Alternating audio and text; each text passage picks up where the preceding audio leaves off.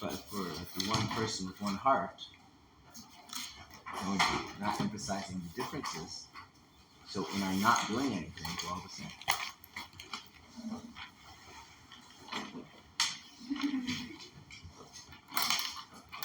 Like think about Yom Kippur, right? When you don't eat, right?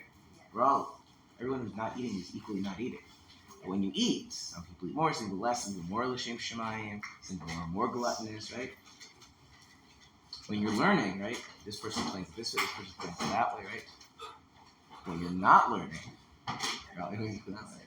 So they arrives at Har Sinai and it says they camped there, and he, the Jew, camped there.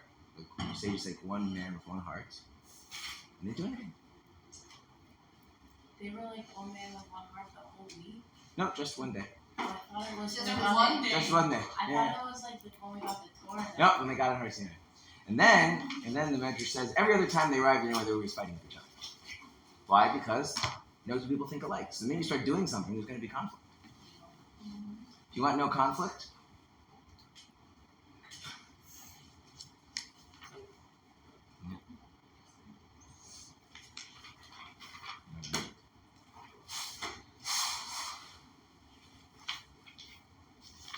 that's why I decided that for today I should just take a vacation or do anything. All right. Fine. I think we should finish the chapter today, yeah? And then we can do chapter 28 after Shavuos. And then there'll be no more time. And there'll be time, but not necessarily. Fine. Okay, so we're going to go back to the paragraph. So we discussed this idea of the mitzvah of sanctifying oneself, and we learned a new word. Abstemiousness,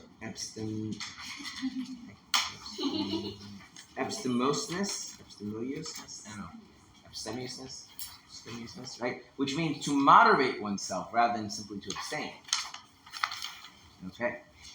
And that in doing so, we are performing a mitzvah, right?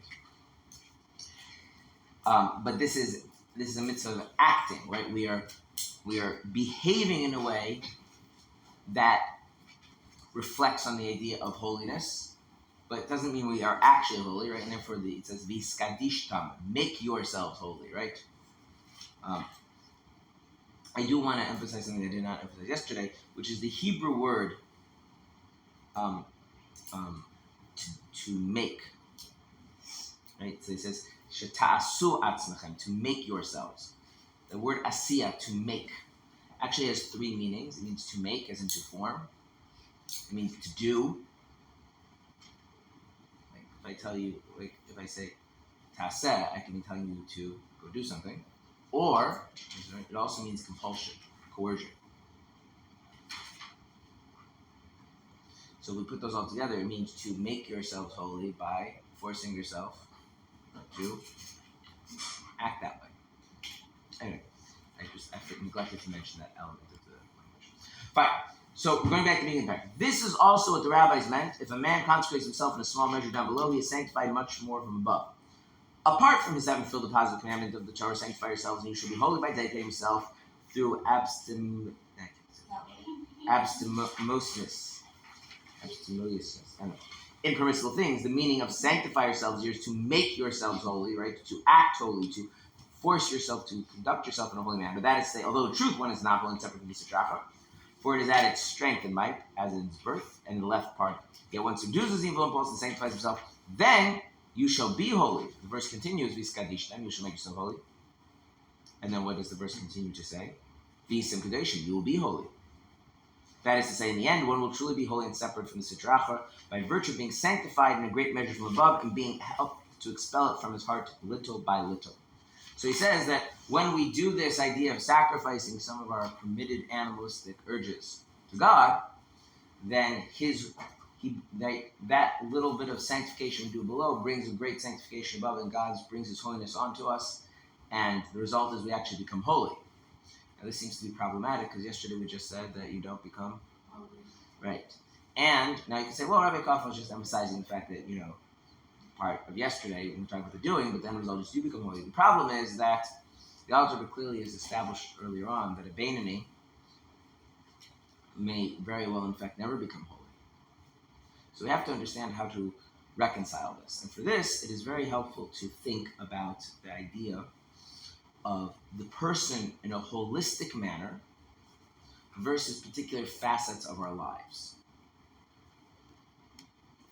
What would it mean to be holy holistically? It would mean that one has no attachments, desires, or emotional reactions to things grounded in something other than God. Right? And that we take it, that's the purview of tzaddik, as we discussed earlier in the chapter, right? However, does that mean holiness cannot be a facet of someone's life? That a person cannot be holy in some respect? It could, right? And so what the Alter Rebbe is saying here is that you can actually become holy through your own efforts. But when one person acts holy, that prompts Hashem to bestow his holiness on the person, right? As in the previous paragraphs, it gives a special divine assistance in serving Hashem, and the result of that is some facet of the person's life, slowly they become holy in that regard. So what would that mean, practically speaking?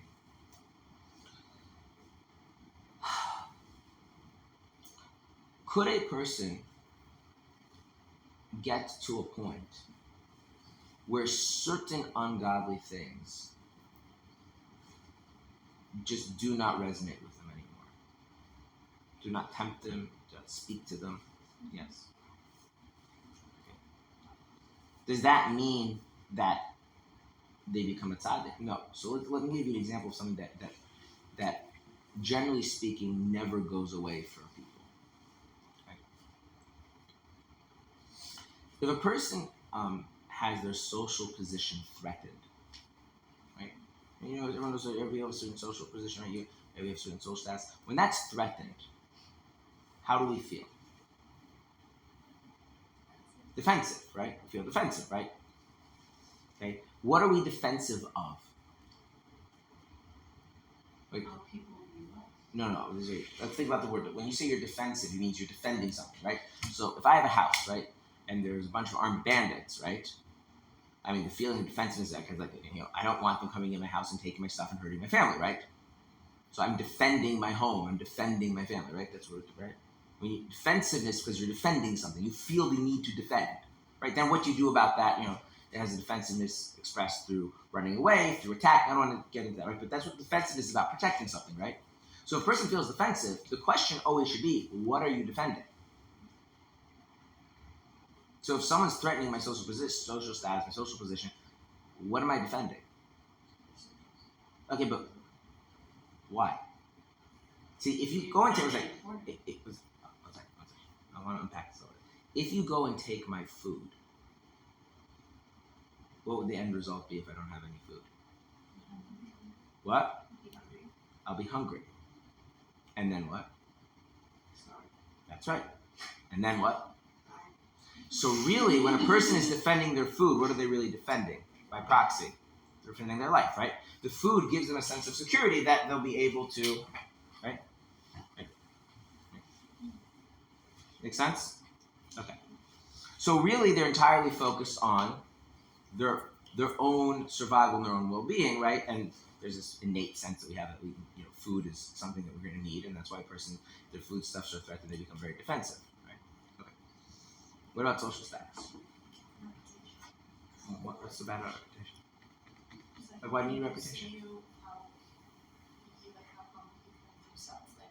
The whole quality of your life.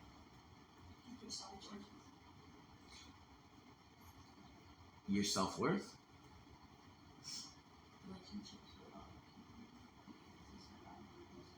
So the way Hashem created human beings, just like human beings have need for food, human beings have all kinds of social needs. Okay? And on a very physical level, right? That, if a person were to try to do everything himself, most of us wouldn't make it on a physical level. Our psyches are built, right? That we experience extreme anguish, right? When we're ostracized, right? When we're isolated, right?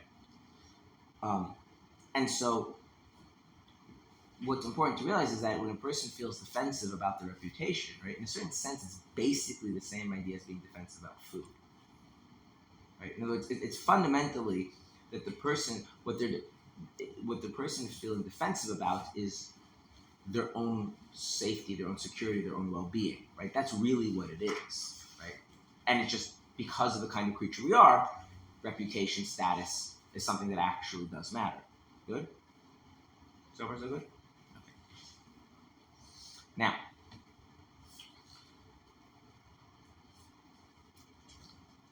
does that have anything to directly do with being emotionally devoted and attached to God?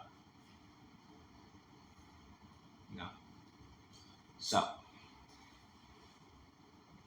can you imagine a person who's does not feel, not doesn't behave, does not feel remotely threatened by social status, by what people think about them at all on any level? It just doesn't move them in any way, shape, or form. Like, imagine that kind of a person. How could what kind of person would that be? Sure of themselves. They're sure of themselves? What? A hermit? Someone who doesn't care, have relationships with other people. What? I mean, like someone who doesn't care, like to have relationships with other people. Like, I'm very confident. Okay. I want you to think about yourself. Okay? Imagine yourself being more and more confident so you care less and less and less what people think about you. Okay? Just like go through that like emotional, it's just imaginary exercise for a second, okay? Now as you do that, do you see yourself as becoming a kind of person you think is a better person or a worse person? A better person? You care less and less and less what people think about you? I would say All across the board. To an extent. I would say I would agree with you. The extent part is the big deal. Going back to why we actually food, right? If you overeat and are a glutton, that's not good. I'll grant you that, right? But like the opposite extreme of like complete asceticism and starving yourself isn't good. I would agree with you, right? If that everybody, random person's opinion and every comment you have on your Twitter account ends up becoming like the basis of your life decisions. Yeah, that's kind of messed up. But if your closest friends and families are look disapprovingly upon what you're doing, you probably should let that affect you and consider maybe, there's wisdom in other people think, right? We're social creatures. yeah, either extreme. Yeah, I think you're the extreme right? Okay, makes sense? So this is an example of something that I would say, this is again my personal take on it. This is an example of something that as a non-tzaddik, you cannot really get out of, right? This is an example of because if you were truly holy, then what other people think wouldn't matter to you. It really wouldn't matter to you. You know why it wouldn't matter to you? Because you only care what God thinks. What about other people? Because they convey to you what God thinks. But it's only what God thinks. But it's on the same level of like where your consciousness is. So if you're a person who's on a holy level, then other holy people. But they're not others. That's the thing. There's not others. The Rebbe has a diary entry where he says, and this is something that all of us can incorporate to a degree into our lives, but to really live this way truly, like not just act this way, not just contemplate this, but to like that is our whole inner world. Is that on a certain level, the only there's just you and God. That on a certain level, like yes, we're social creatures. Like you never stop being a social creature, right? Okay, but just like we all understand that being in a relationship with every anonymous Twitter commenter, that's not a good thing to do, right? So a tzaddik is fundamentally, and if the keyword here is fundamentally, it then comes back into other people. They're fundamentally in relationship only with God. So they remain that social creature, right? It's not, I'm so self-assured I don't care what anybody thinks. It's that I do care what anybody thinks, but there's only one real anybody else. And that one real anybody else is Hashem, as he expressed himself through all things that count, including other people. And can a non-tzaddik really get to the place where they live that way totally, where what no other person thinks, the only one whose opinion really matters and takes seriously is God's opinion on the emotional level? No. But, and this was me. So to really truly free yourself of this ego, this notion of preserving your ego, right, which really what is the sense of like there's a distinct me and I need other people to approve of me and validate me. And again, there is a place for that. To really free myself of that as a human being living on planet Earth, that's just not possible. That comes from the holiness that a tzaddik has in his very being, because he's transformed himself. But can we have more of that? Can we have this? Can we have a sense that to some degree, certain kinds of things don't matter to us because what matters to us is God? So, for instance, could we get to the point where maybe it's not what my closest family and friends think never bothers me. That does bother me. But the fact that what society at large thinks, I don't really care, because because I'm anchored in my sense that I know that I'm living the life that God approves of, and what society thinks doesn't matter. Society becomes the large abstract. Could a person get to that? I think they could get to that within the realm of things. So if you take it and make it and take it from the absolute and say the whole person, in a particular facet, right? So a person walks down the street, and society. Let's go take an example of in the United States in the 1920s, 30s, 40s, and 50s, right? The idea that you didn't conform was like not accepted. You come to the United States and you conform, right? So if a person's going to keep Shabbos, and a person's going to have a beard, and and a woman's going to cut her hair and go to mikvah, these are not socially acceptable things, right? Could a person have a sense, they're not a tzaddik, but have a sense, I don't care that they're not social. I genuinely don't care. It doesn't bother me. Because I'm at peace with the fact that I'm living the life together with my God. Sure. Now, does that mean that they feel that to such an absolute sense that no other person in any way, shape, or form is ever going to make them feel uncomfortable about anything? No, it doesn't mean that total ego dissolves, the notion of ego, self-preservation is totally dissolved in all areas? No. But it does manifest in a facet of their life, right? Make sense? And so what the Alter Rebbe is saying here is that presence of Hashem's holiness, right, that we kind of draw to ourselves when we act in a holy manner, actually makes us holy in some facet. Okay? Which is nice because it always feels good, like when there's positive feedback and consequences for what we do. Okay. Now,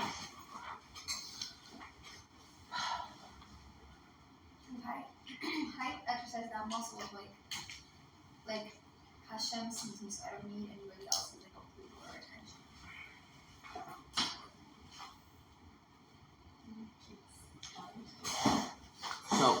so what I wanted to talk about, which I guess kind of addresses this question, is that there's we find many times in Chassidus that there are things it says that when you do this draws down something upon the person, affects the person. And if we're going to be blatantly honest, it rarely is the case that you do X and all of a sudden all of the mystical energy. It's like I ate the matzah, I felt the amuna, and then I don't know, guess I don't know what you draw down when you eat cheesecake on Shavuos or whatever. Draw down something, I'm sure. Right? Or a person, they hear the Megillah and they go through the process, and then the essential connection to Hashem is revealed, and they feel like, it sounds very nice, but like that's not how it actually works. Right? And so, what I think is a good way of understanding this is that there's really two parts of our psyche. The way we actually experience our lives is made up of two parts. Well, there's more parts, but for our purpose of this, it's been about two parts. Okay? One part, okay, is the stories that we tell about ourselves.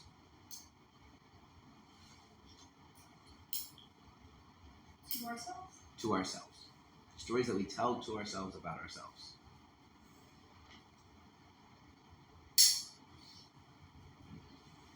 The other are the things that are true about us. So let me give you an example. Not religious. Let's say that you're really smart, which you might be. In which case, I wish you the best of luck. Everything has its downsides. Let's say you're really smart, but the story you tell about yourself for whatever reason is that you're not smart. What is the likelihood that your intelligence is going to manifest as you engage real problems, whether it's schoolwork, whether it's problems at your job, whatever it is, right? And actually, we would need you to use your intelligence. The story you tell about yourself is that you're just not a smart person, you're not capable of these types of things. But you actually are smart. What's the likelihood that that intelligence is going to manifest in the real world and actually allowing you to use it to be successful and achieve things? I think we all recognize, I hope we all recognize that it's going to be severely curtailed, right? Yeah. Make sense? If you are actually, in truth, capable of genuine kindness and concern for others, they're not the same thing, we'll be grouped together, right? But the story you tell about yourself is that you're a selfish person who, is very self-absorbed and has a hard time caring about other people. How likely is it that that fact about you is going to manifest in your interactions in an organic way? Not so much, right? Now, conversely, let's pretend that someone is not smart, like really not smart. Like really not smart. But the story they tell themselves is that they're really smart. What's going to happen? What? He makes even more stupid in front of people. That's right. Or we can even get rid of the people. They're just, the reality is going to point out that they're stupid, right?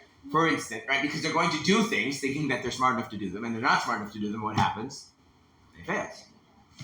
I remember, do you ever have these experiences in life where it's like a small, minor incident, but it gets engraved into your mind, and it's like you have this profound lesson. So I remember, and I don't remember which grade this was in, but I'm imagining it was something around 4th grade or whatever it was. Maybe 5th grade. And we had these, we had reading moments, we had these books and we would read, and then the teacher would ask us questions about what he read, and it's reading comprehension stuff. So the teacher asked a question, and some students raised their hand to answer. So a student raised their hand and was very eager to answer. And so the teacher calls them, they start talking. And I could see the person as they were talking, as the words were coming out of their mouth, they started to realize how stupid what they're saying sounded. And it struck me for the first time that in their head, before they opened their mouth, they genuinely thought that what they were about to say made sense. Right? And it was the first time I remember realizing you can actually believe things about yourself that are totally just not true. And sometimes it's as easy as articulating out loud and you can kind of hear yourself back, right? Sometimes you need the feedback of you. Sometimes you have to do it and fall on your face, right? But so there's these two elements, right? There's the truths about you. Do you know it? Do you not know it? Do you have that emotional capacity? Do you not have the emotional capacity, right? Whatever it is. And then there's the story you tell yourself. Now, I realize it's more complicated because there's layers to a person, right? And people grow and develop. But given just, snapshot, that's these two things play off each other, right? So if you want to think of a very physical analogy for this, right? If you have a window, you can see what's on the other side of the window, right? If what's on the other side of the window is beautiful and the window is facing it, then you can see it. But if there's something beautiful but the window is not aligned to it, you won't see it. And if the window is aligned to something ugly, you're going to see something ugly, right? The story you tell about yourself in your own head, that's like the window. And then there's certain truths about yourself. And hopefully those stories, A, align with the truth, and B, bring out the better parts of us and not the worst parts of us, because there's a lot going on inside of us. Make sense? Okay. Now,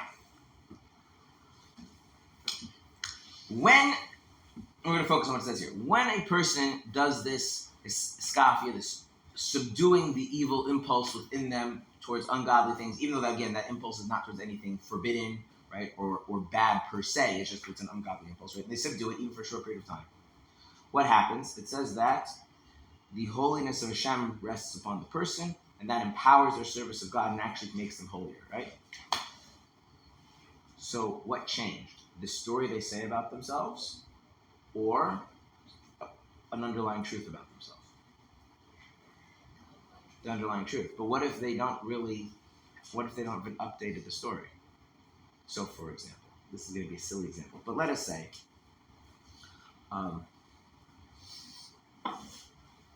let's say a person has lived life in such a way that they feel like they really need the latest, I don't know, latest iPhone, latest whatever.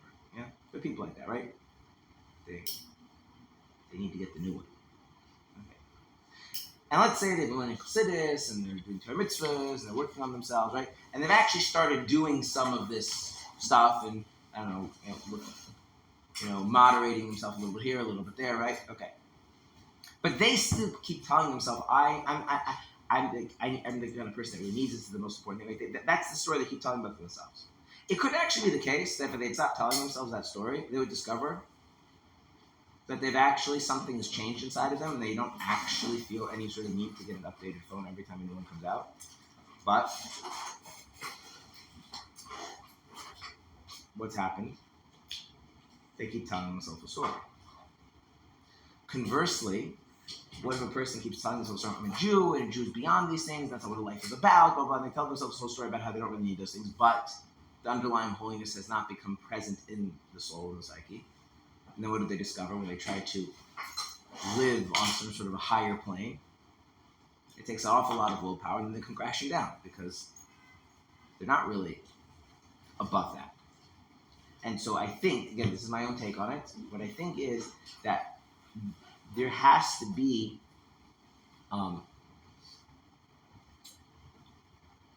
in addition to what it's describing here, there has to be a revising of the stories we say about ourselves from time to time. Because sometimes they need to be updated, sometimes they're not 100% correct. Okay.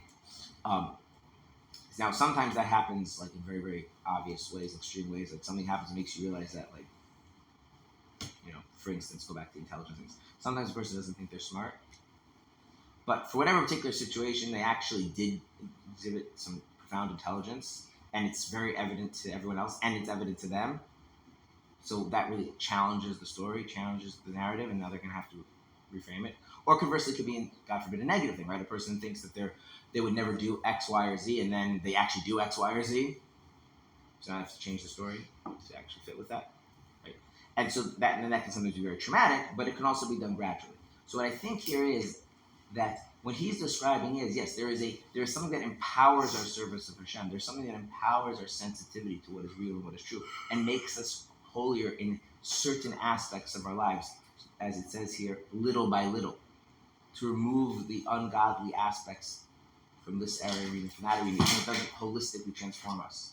But if the person still lives their life telling themselves that nothing has changed, right? If they still live their life telling themselves that they need this, they have to have this, or this kind of person, that kind of person, they're really limiting the opportunity for that to manifest.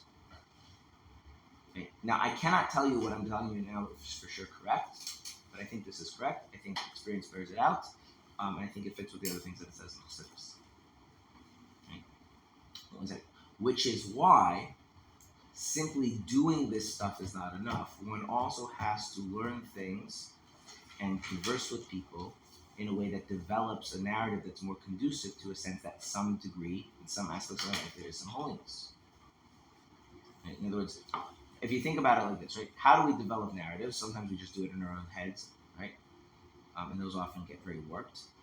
And ways we can anchor them a little bit better is we take in perspectives from people wiser than ourselves. We bounce things off of friends and family, right? And hopefully through that we build something that's a little bit more robust, and a little bit more honest, a little more mature, and a little bit more connected to what's going on, right? And this is, I think, why Chassidus makes a very big deal about having friends who share the person's Chassidic values, and having a mentor, and reading Chassidic stories, and studying Chassidus, these types of things. Because what do those things become? They become little pieces that we use to help maybe reform a new narrative about ourselves. Now, but doing all of that and then telling yourself, well, now I'm this holy person, then that's a lie. You're not that holy person. But doing this Iskafia thing actually does bring that holiness into that deeper level of a person. But you have to change the lens to which you're going to access yourself. And I think those two things need to work in tandem. And I would say there's some degree of an art form to it. Right? There's like an art of living. It's not like you do 100% 100% wrong, and that works. And sometimes we discover that maybe we're capable of far more than we thought when we change the narrative, and sometimes we discover that we have an overinflated sense of where we're really holding, and we come falling down. We want to keep those things kind of in tandem and check with each other. Yes. So I was going to ask about the developing a narrative, which you kind of touched upon, but also like the only person who sees like every single thing that we do and think and say is ourselves and not people around. No, I disagree so strongly. What? I disagree so strongly. You do not see everything you say within. What? God. Okay. A person. No, there's no person. This is really important. You do not. You have. This is. But You more have than a- other people. One second. Not Not exactly. like This is- like my friend, she's not with me when I'm here or in this situation. She only That's sees me in that capacity. True, which is why I said about having close friends. Here's the thing. Let's start with a few basic things. You notice whatever you are looking for. That's the way people are. Now, sometimes you're looking for things and you're consciously aware that you're looking for things. Sometimes you're not. Okay? I'll give you an example. There's a particular kind of car. Actually, there was a point at which we were looking to buy a car. Once we decided we needed to buy a car, you know what I started to notice? All the car advertisements. Before then, I never noticed it. Once we bought the particular car that we bought, you know what I noticed? How many of those cars are all over? I didn't even know the car existed before then, right? But it's actually quite a common car. It's a thing in psychology. Right. We have a kind of we have to orient ourselves towards some sort of thing that we're pursuing, where you look at things, right? Very important. Okay. So because of that, and this is true not just visual, this is true about everything, right? This is why, for instance, if you know the subject matter, it's much easier to listen. I can listen to a broken recording in Hebrew or Yiddish about Chassidus and pretty much understand it, not so difficult. But if it would be in a different topic, like some Yiddish, comedy or something, which it's just, I don't have a point of reference. I don't even know what I'm supposed to be listening for, and so the words get garbled. I'm not even sure is that the same word, right? Everyone has this type of experience, right?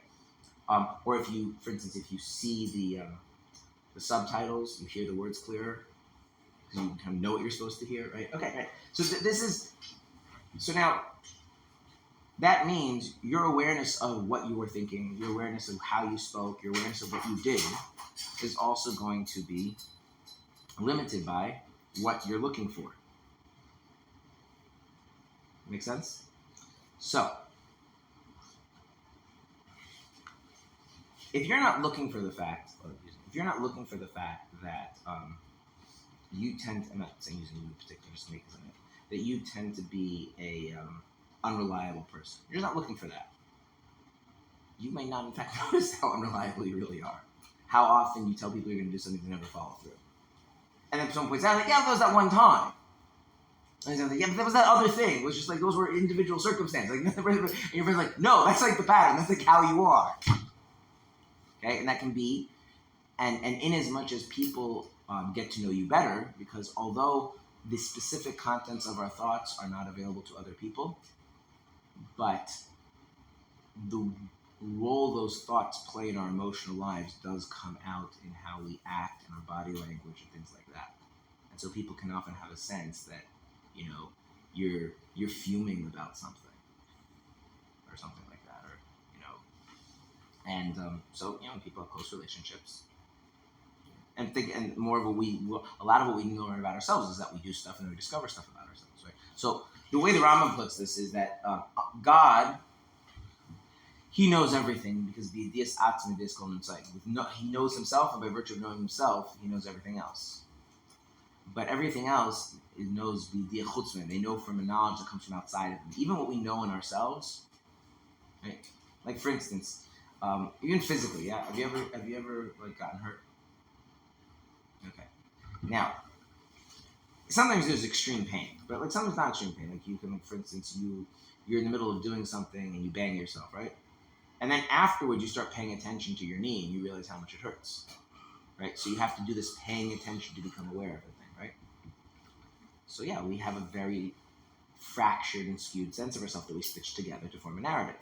So if you have, right, friends, right, a spouse, parents, people that are close to you, right, they put actually more of the pieces there, right? So your narrative is going to be more whole.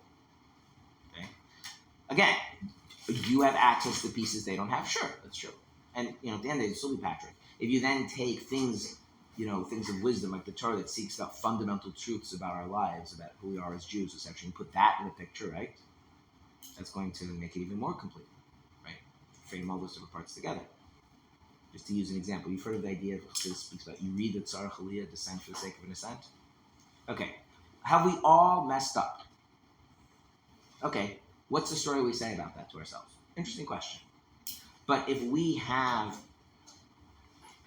really immersed ourselves in that kind of idea for Chassidus and speaking to other people who think that way and frame things that way, then how do we start to look at any sort of turn for the worse in life?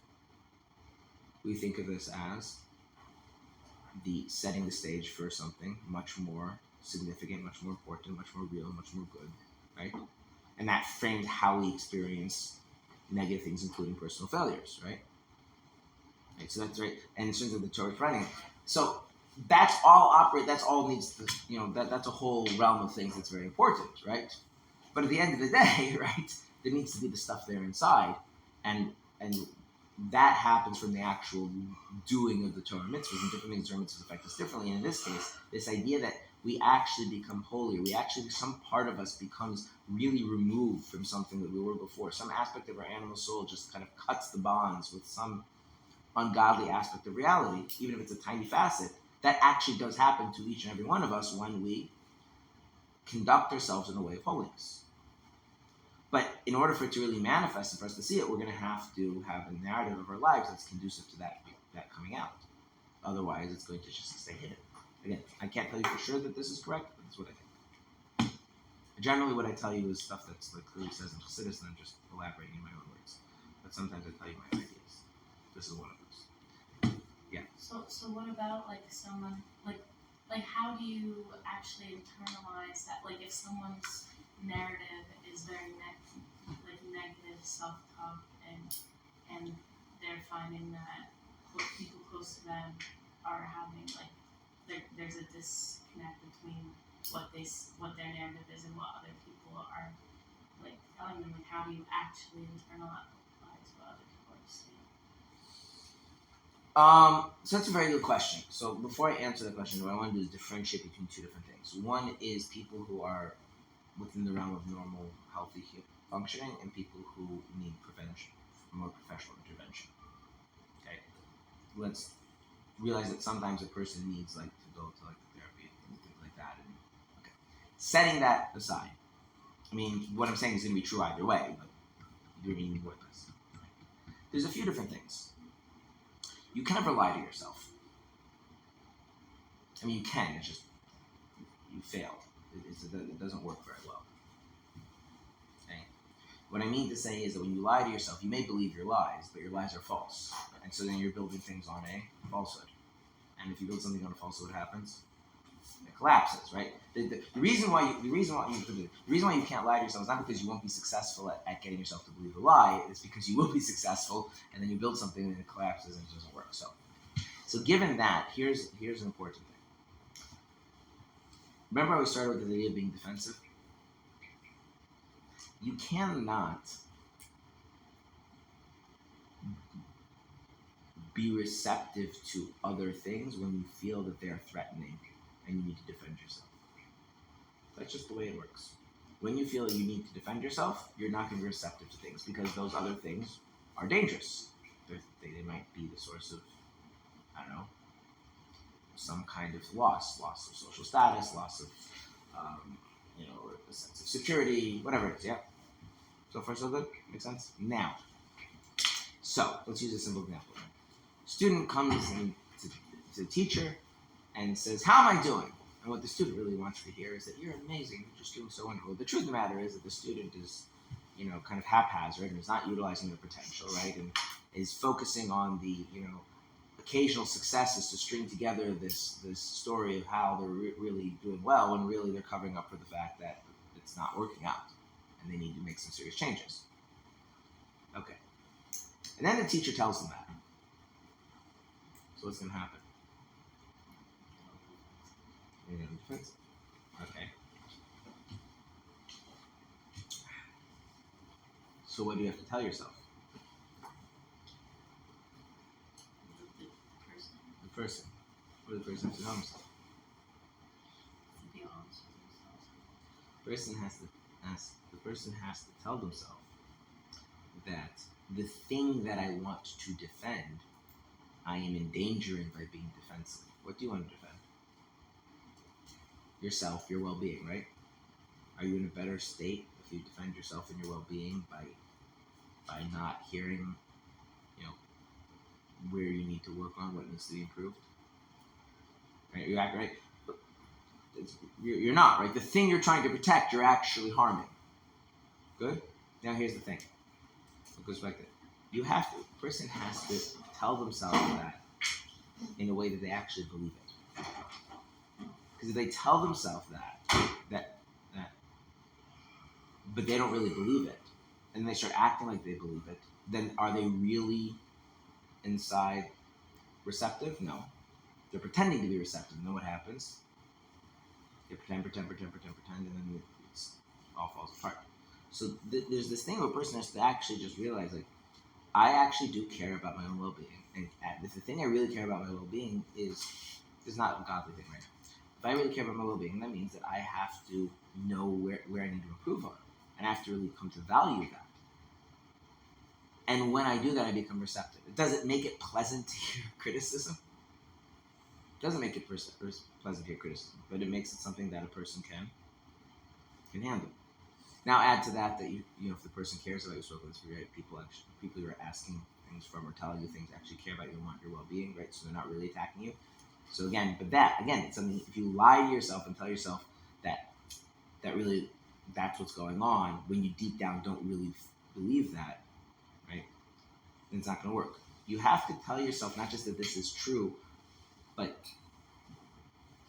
tell yourself those things in such a way that you actually feel those things. So what you're really doing is you're creating a narrative for how to deal with changes in the narrative. One of you can't, it's called a meta-narrative. A narrative about the narratives. Right. What you're doing is you're saying, I actually have a bigger narrative. My bigger narrative is that people telling me criticism, even though it's painful, is actually something that's helpful for me. People telling me criticism, most people is actually coming because they care. And therefore, when I have to now change how I think about myself, put things into context, right, I have kind of a narrative to do that. Now, in an ideal world, this is something that we learn to do as we get older. Our parents and our educators help model it, work with us to develop it. Right? And you can develop that to but you develop you develop that. You develop that sense that I actually believe that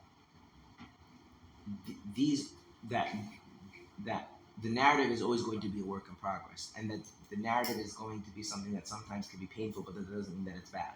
And I have that very broad sense of things, right? Okay. And now you go back to things like Yuri the Tzar Chaliyah, right? What is Yuri the Tzar Chaliyah? It's like basically any negative thing ultimately, when put in its proper context, leads to something much more fundamentally positive. But a person has to tell themselves in a way that they really believe that, not lie to themselves. They don't say, yeah. It's like you know that thing like where you have the answer. Someone has a question, you have the answer, so you just tell them the answer. Okay, and there's a way in which you're telling the answer is just like getting rid of the question. Like, yeah, there's an answer to that. Like, when you do that to yourself, the part of you that doesn't really get it, the part of you that doesn't really, that's the lying to yourself. The lying to yourself is because I've understood it, because I can explain it, because I can articulate it, means I actually believe that. about myself. And that's, so when a person starts to do that, then they can change these things, they can hear these things. And if you kind of think about it in a certain sense, what Torah is in kind of general is kind of laying those things out, right? So for instance, give you an example, right? We know, it's a good story. We know that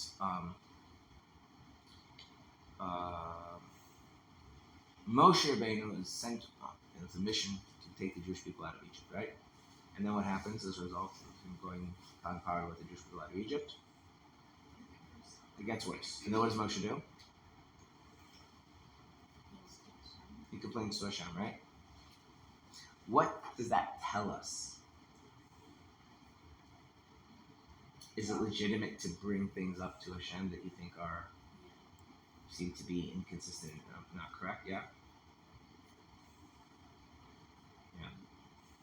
So, right, I'm not getting into this description on there, right? This notion of like questioning God, right? That story, when that becomes part of the narrative in a person's mind about like this is how we are as Jews, right? Moshe is exemplifying that. Then what does that say about as a grand sense? Is that when we question what Hashem is doing, right? Is that an urge we need to squash or urge we need to find a proper outlet for? Urge you to find a proper outlet for, right? So, but that's because, right, the person is developing this kind of narrative about how they're going to deal with the upends of the narratives, how they're going to change the story, how it changes in their story, right? So you can have this, right? A person, they're going through life and everything's wonderful and they give all the answers and they believe in Hashem and everything's good, blah, blah, blah, blah, blah, right? And then, unfortunately, Hashem like upends their life, which he does to some people, unfortunately, right? Now the person has all these questions, right? Do they have a narrative about how to deal with questions? And the answer is, well, I mean, if they've learned Torah and they've learned these things, they may have that information there, right? But then I have to say, this is something that I actually believe about myself, right? I can actually like maybe let go of some of the naive way of looking at things and have a maybe more mature way of looking at things, or vice versa, by the way. There's other ways. So that ability to kind of have those heart-to-hearts with yourself, and then not just with yourself, it's also helpful to other people, right? But if a person lies and says, that's the answer, that's the way it's supposed to be, yeah? So go back here, right? A person has forbidden thoughts, right? Without you have forbidden thoughts that keep popping into your mind, right? And the person feels horrible because the narrative in their mind is what? Is this says horrible things about me and how I'm far away from Hashem. And what does the Alter Rebbe say? Well, there's actually a different narrative there, right? Now you can learn this chapter, you can explain this chapter, but if you just lie to yourself and think, now that I've learned it, now that's really the story that I'm saying to myself in my head. No, you have to actually be willing to change that narrative and talk it over and think it over, right? And that's how this develops. But, and this is very important, but that's just changing the story. That's all that's doing, is it's changing the story. It's not making anything new there. So when a person feels that changing the story is a safe thing to do, developing the story is a safe thing to do, hearing another perspective is a safe thing to do, people telling things they don't want to hear because they love it, right? As those become part of the narrative, then they can start developing, and then you come back to what we're saying is, maybe some of the things that I thought I really needed and depended on life, I don't actually need them, my life doesn't really depend on. And I can actually live a full, meaningful life without those things. And then when that narrative is there, if that's really true about the person, it can come out. On the other hand, if a person feels that they're completely, they have like whatever the story in their head is, that story is like their one like life support, their one like what do you call it? The one anchor point in life, right? And if they let go of that, they're totally adrift. They will hold on to that story forever, right? Now again, that could become to a point where a person like needs professional intervention, whatever, right? And so that's the issue. If they're like a person has to develop that and work with that, and it's I wouldn't say it's like something you can just like do from 0 to 100. But you talk about the example of like someone who like sees themselves in a positive light and like gives the criticism from others. But I mean, like the opposite. Like you see yourself. 100%. Same thing. 100%. Same thing. 100%. Same thing. Everyone's predisposed one way or the other, or often both, but at different times in their life. Yeah. 100%.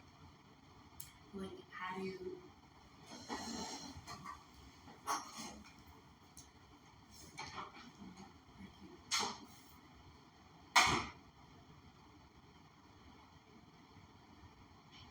If you are like thinking negatively about yourself and other people are seeing like opposite things about you, like how do you which one? Well, that okay. So there's a good question, and the answer is, why does it have to? Why do you have to pick?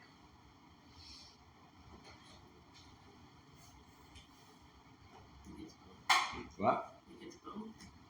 Why not? Why not? I'm gonna make some stuff up right now, right? You think that you're a really bad person because I don't know you always forget to say brachas.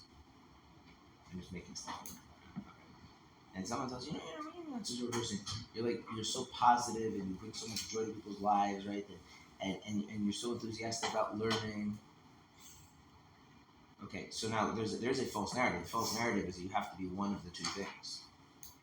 And maybe, right, the narrative is like, well, why do I have, like, why can't both of those things be true? They could both be true, right? Right. And so it could be true that, right, going back to the thing, it could be true that I'm not a holy person holistically, right? And that deep down I have all these godly attachments and the ego, self-preservation, and all those things. And it could also be true that there are areas of my life where there's a little true, genuine glimmer of holiness. Like, why can't both of those things be true? They can both be true, right? Why can't I have very serious character flaws and also have tremendous virtues and accomplishments? Why can't both of those things be true? You see what I'm saying? Like that. That's what I mean. There's a narrative about narratives. And the narrative is the narrative is it's okay to ask questions to God. It's okay to say that I'm not. This doesn't compute with me. That in of itself is an okay thing to do. There's a narrative, right? You don't have to be all one thing. You don't have to be all good or all bad, right? That's a narrative. There's things like. But if you're a really black and white person, like you're one thing or the other. But okay, so that's the point. That is a narrative. That's a narrative that's false. That is a narrative that's false. I'm a black and white person, and therefore I cannot think nuancedly about myself, and therefore I'm going to have problems because when I notice the good, I'm entirely good. When I notice the bad, I'm entirely bad. Now, like if that's the extreme, then you need psychiatric help. But if it's but if it's not to an extreme, it's just immaturity, and it's hopefully something that again parents and educators and eventually ourselves we work on, and then the Chassidus comes and adds the framing in relationship to Hashem. Right? Going back to what we discussed, I think it was yesterday. Yeah, right.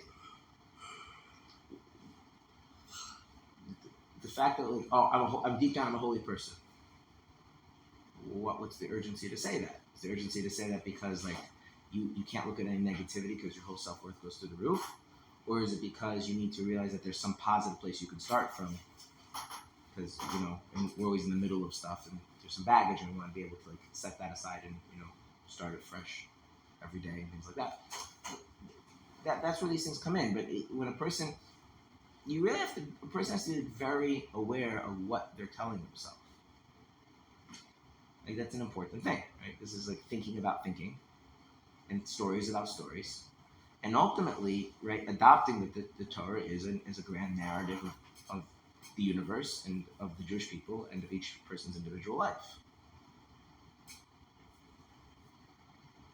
And then when you do those things and live out, it brings out things, right? And then this brings out the holiness of Hashem into the person's life and then make a certain facet of them holier.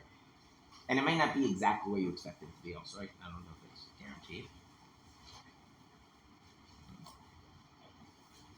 But if a person's waiting around, it's like, I'm going to push the button enough times until the sparkly lights come down from heaven and then I'm going to feel holy. Like, that doesn't happen as far as I know. There's a cool story about this. There was a person who lived in Lubavitch, and he believed this kind of stuff that you fast for 40 days and you say the book of Tehillim and you do this and you do that and eventually, I don't know, whatever it is, then Eliyahu Hanavi comes and reveals himself to you. And he was very distraught that this wasn't happening. And so the Tzemach Tzedek, the third Alter Rebbe, when he was a young boy, together with a friend of his, Rabbi Dubrovna. So they snuck up to the Ezras Nashim, the women's section, when this guy came late at night into the show, and he was like crying and pleading, like, why is he not having his special divine, sparkly lights come down? He's doing all this fasting and tillin and whatever, and they took some water and they poured it onto his head, and they said in as deep a voice as they could, Tahor, Tahor, pure, pure. He goes running out of the shoulders. They said I'm pure. They said I'm pure. I'm a holy person. It's like, grow up.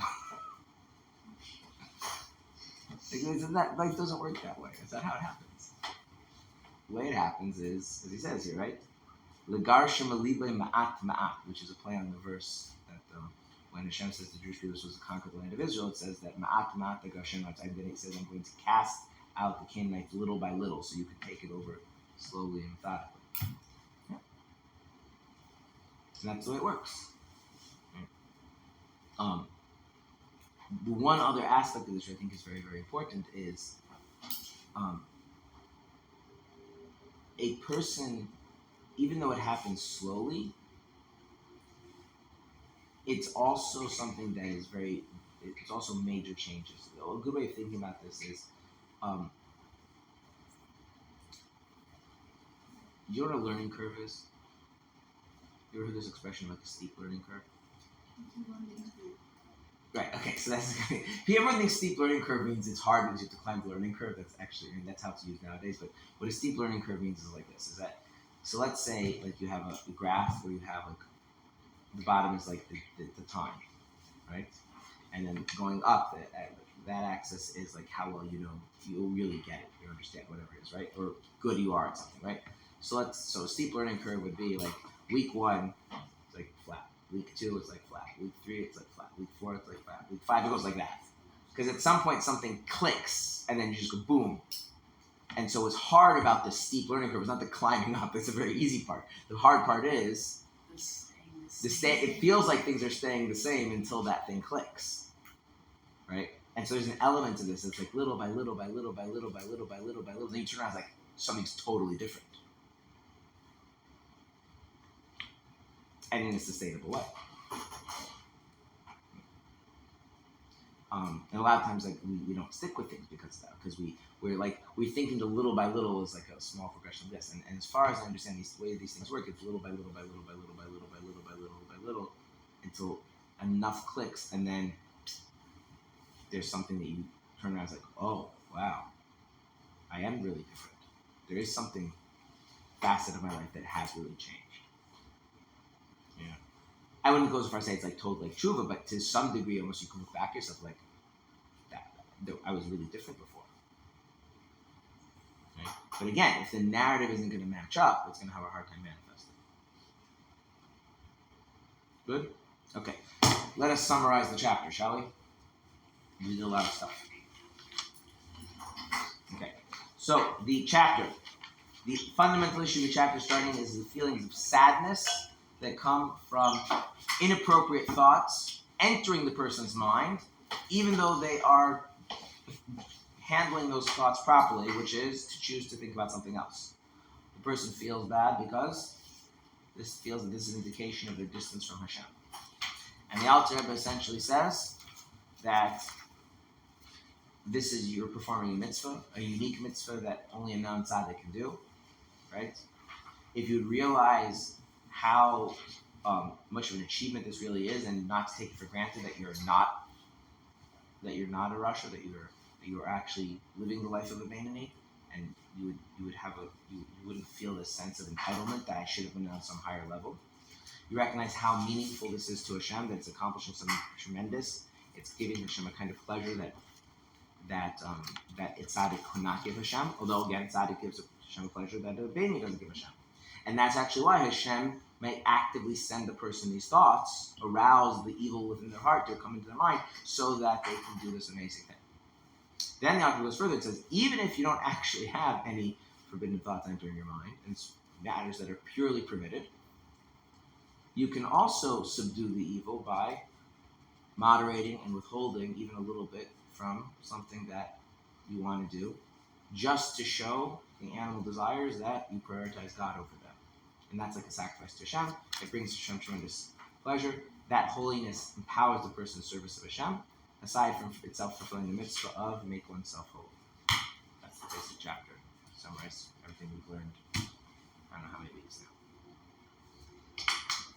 Good? Okay. What is the feeling that's supposed to be the takeaway from this chapter? Yes. Motivation. Right. I would use a few words.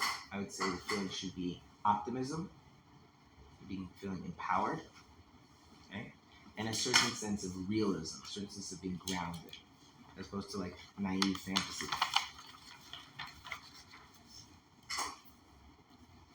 Yep. Okay. Good? Questions?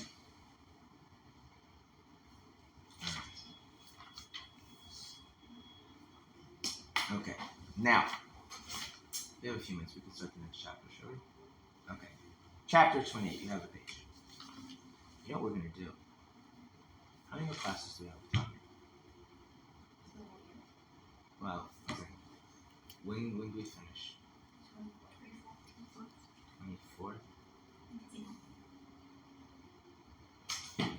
So there's 2 classes after Shavuot.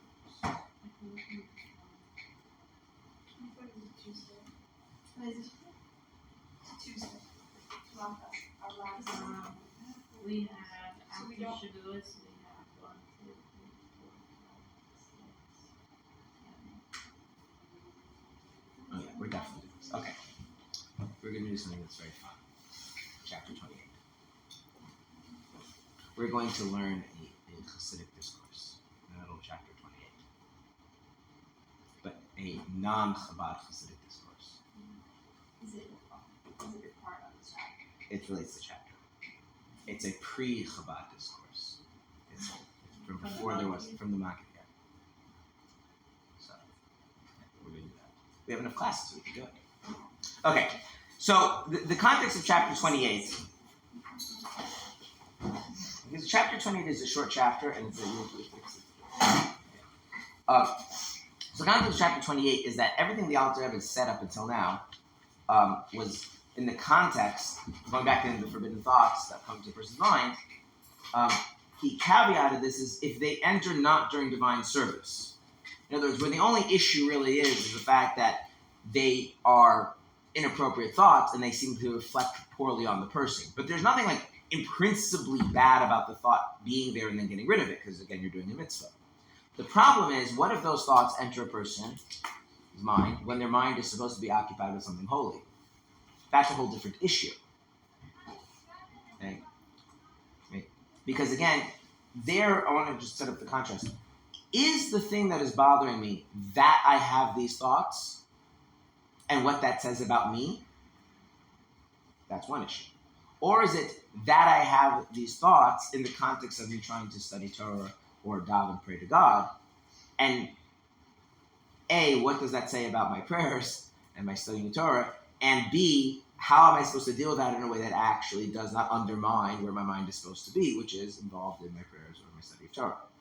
So that's it. In a certain sense, although this chapter is shorter, it's dealing with an issue that is more complex, although the solution rather is going to be simpler. Is this the whole chapter? Well, no, it goes on to the next page. It's a very short chapter. It's an extremely short chapter, which is why we have time to do the discourse, and maybe even something else. So he says, even if there occur to him lustful imaginations or other extraneous thoughts during divine service in Torah or in devout prayer, he must not let his heart dwell on them, but immediately avert his mind from them. There you go. What's the solution?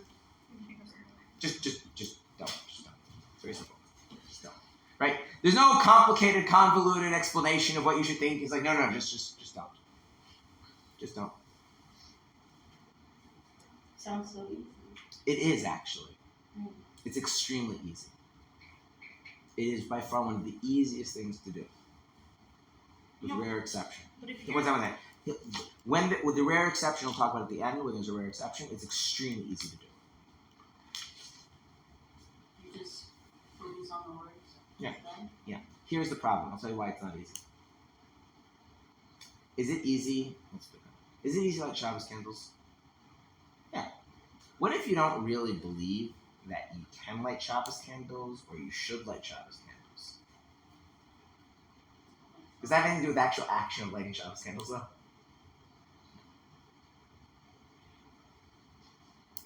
It's the narrative. That's right. And so he's just going to we need to work on your narrative, because the actual thing itself is relatively straightforward, which is just the thought went in, you notice that I'm bye-bye, back to what you're doing. It's really that simple. Okay? He's going to give an analogy, but the thing is, the core idea is just, don't dwell on it emotionally and put your mind back where it was before. I'll give you an example, a totally different context. What is the proper way to get back on track if the class gets distracted by some sort of interruption? I don't know, there's a loud music playing with funny lyrics and people start getting distracted and start laughing. What is the proper way to get the class back on track? Just to realize the teacher and the students that we should just go back to what we were doing, right? See what I'm saying? Now, if you don't believe that that's what you should do, you're not going to do it, right? So I was just Again, now the problem is, say, okay, Alter Rebbe, it's very nice that you said that. I don't necessarily. I think it's an issue. If I'm in the middle of, imagine you're in the middle of Shemona Esrei, on Yom Kippur, right? And all of a sudden, that movie you really shouldn't have seen when you were a teenager starts going through your mind. And you're this, how could I be thinking this on Yom Kippur? And Alter Rebbe is not to think about it. It's but how could I be thinking about this on Yom Kippur? People can get wrapped up in why they're having thoughts in the middle of davening, right? So it's not enough just to tell you what to do, which is relatively straightforward and simple. You have to change the narrative. Why is that legitimate? Why is that the proper technique? Okay? That's what he does. Okay. Nor should he be foolish by attempting to sublimate the midos of the extraneous thought as is known. Okay. There is this idea called sublimating. Such a great word. Sublimating. What does it mean to sublimate? It's I don't know. Let's look at the Hebrew. Yeah, which word is it? The word is bahalos, to elevate. Which is funny because sublimate means to make go under, but whatever. To sublimate means to take one thing and incorporate it into the service of something else.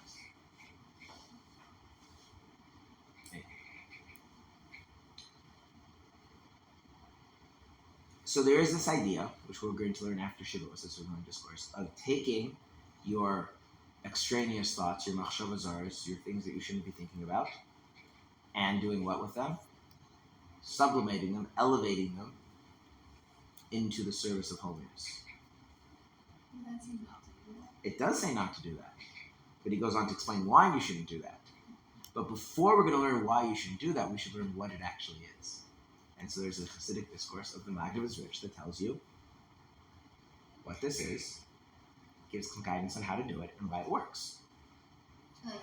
And now it's like, don't do it. Don't. I know that's the thing, it's the Hasidic thing to do, don't do it. And he's going to tell you why not to do it. Right? So. You see what it is? So what the basic idea is going to be is like this, right? What the Alter Rebbe told you to do is you have a thought, and you're supposed to be davening, supposed to be learning, right? Whatever it is. So you have thought. As soon as you realize that thought is not part of your learning and davening, what do? You emotionally just don't. Just let it go.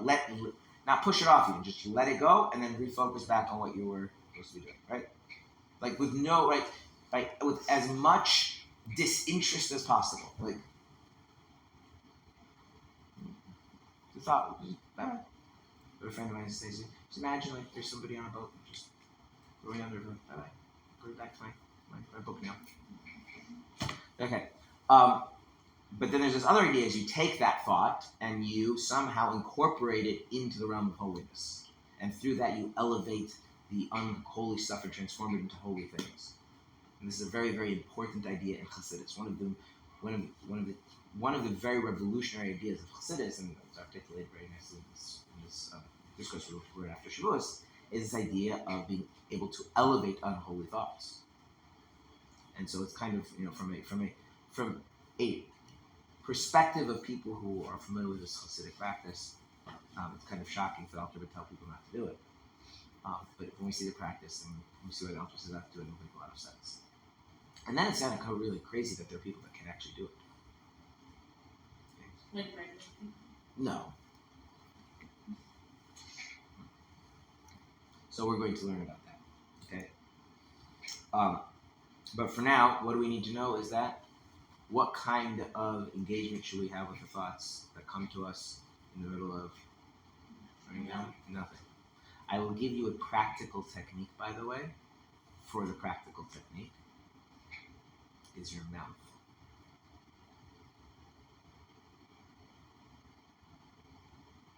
Your mouth what? When you actually say the words, helps you put your mind back into the words.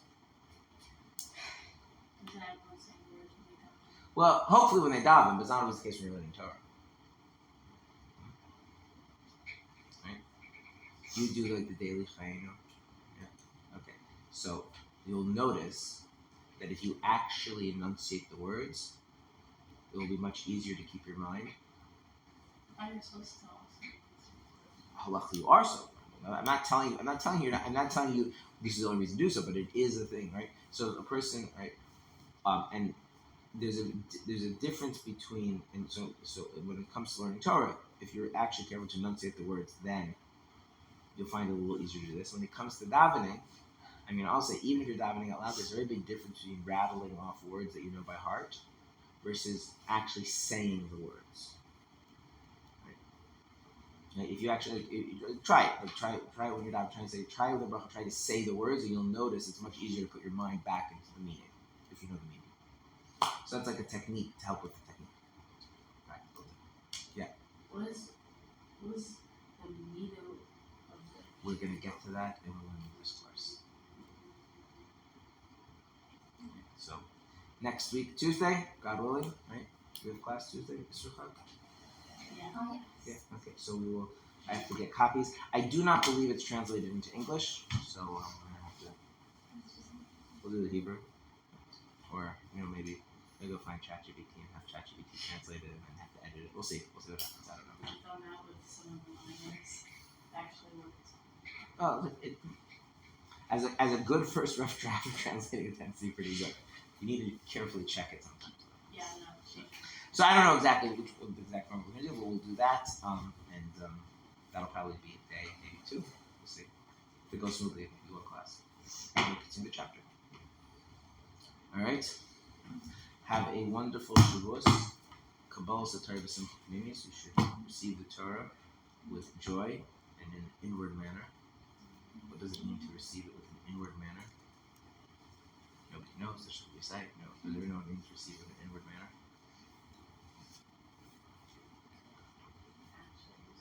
What?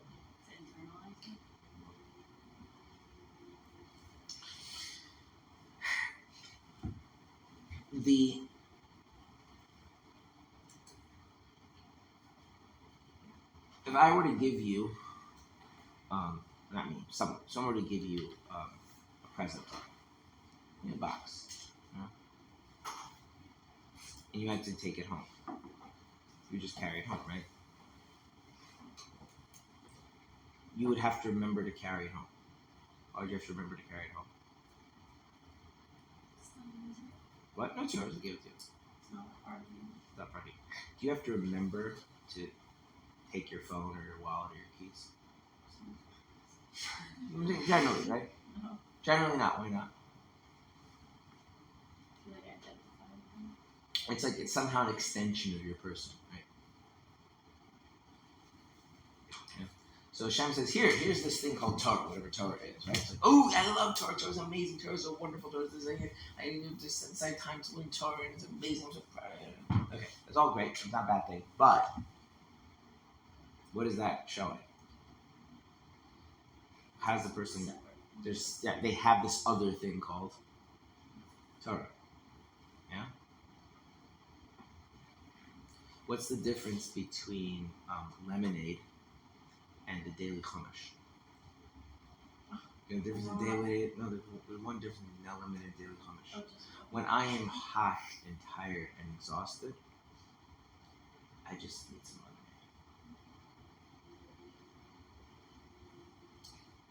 But to learn the daily chumash,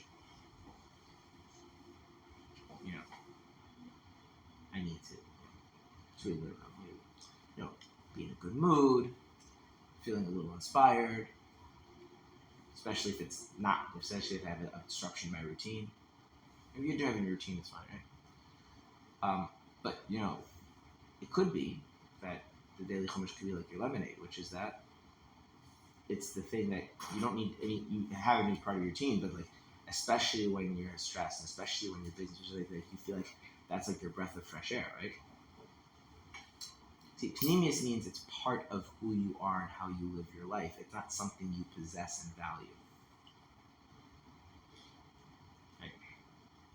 Just because Hashem gives us the Torah, and just because we receive the Torah, doesn't mean we've received it. Panemius. Okay, so now why do we have to receive it with joy? Because joy breaks boundaries. Right? And you change your panemius when you're in a state of joy. If you're not joyous, then you're kind of stuck. So, yes, it's amazing, and you should celebrate, and the Torah is wonderful, and not to downplay any of that, but at the end of the day, to really have the Torah in internalized way, as you put it, means that it's my anchor point, it's my breath of fresh air, it's the thing that I don't even think about, because like, how could I go through my day without it? Yeah. Does this make sense? And Shavuos is a time to strengthen that a little bit. All right, come also tell us some things.